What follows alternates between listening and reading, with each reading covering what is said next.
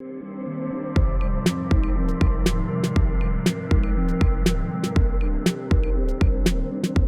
a nephrologist at Westmead Hospital, Sydney, and I'm also a clinical epidemiologist at the School of Public Health at the University of Sydney.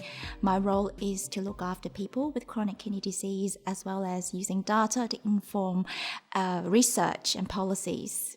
So my research are largely epidemiological research and health economics modelling. A lot of my research revolves around using data to inform clinical policy, as well as further research in the future, particularly in the area of cancer as well as transplantation. That's my two main interests. One of the work that we've been doing are collecting large prospective data sets, one of which include a screening for colorectal cancer in patients with chronic kidney disease.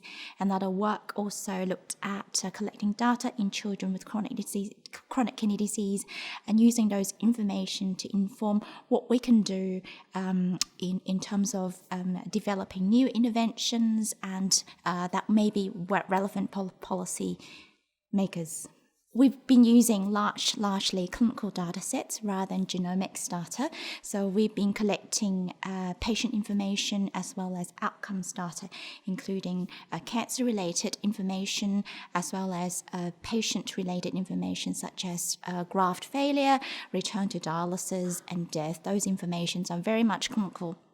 And what we've done is we've used a lot of these information to predict outcomes of interest in developing prediction modelling as part of our work, and using these information to guide treatment, particularly treatment for cancer, informing the screening practices, treatment for children with chronic kidney disease, and what are the gaps that needs further research in. These are the particular areas of interest.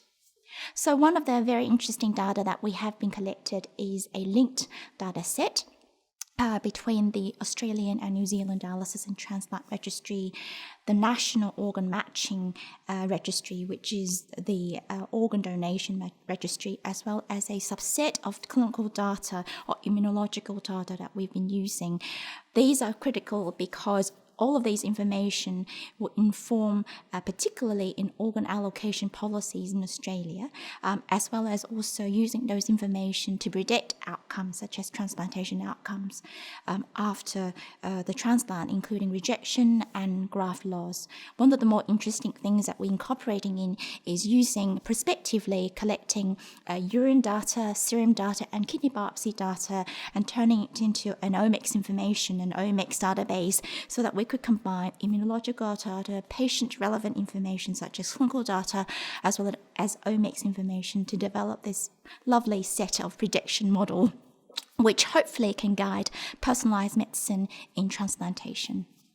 Data is not only used to inform, but also help us to design future work in terms of designing future intervention and policy-driven goals. That's how I see data can be used in a real-life situation. It's lovely to actually model, and I think it's fascinating to do modelings, but more importantly, to inform care, we need those information, not just quantitative data, but also some of the qualitative data to inform and drive patient-relevant research.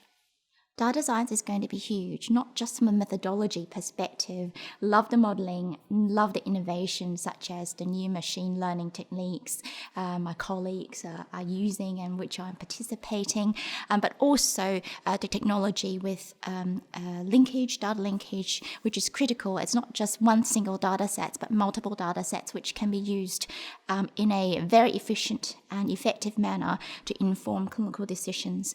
And then more importantly, using those information and putting it into relevant social media, which is very helpful for the end users, such as my patients.